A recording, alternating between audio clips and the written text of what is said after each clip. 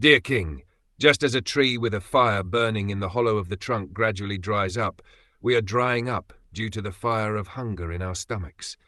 You are the protector of surrendered souls, and you have been appointed to give employment to us. Therefore we have all come to you for protection. You are not only a king, but the incarnation of God as well.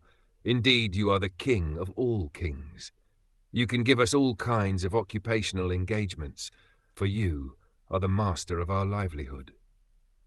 Therefore, O King of all kings, please arrange to satisfy our hunger by the proper distribution of food grains.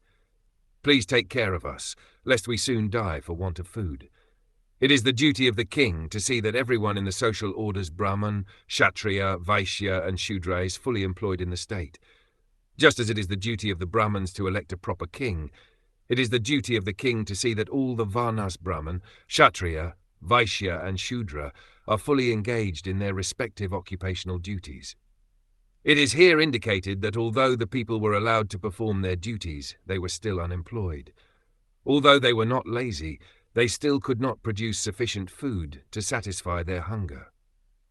When the people are perplexed in this way, they should approach the head of government, and the president or king should take immediate action to mitigate the distress of the people.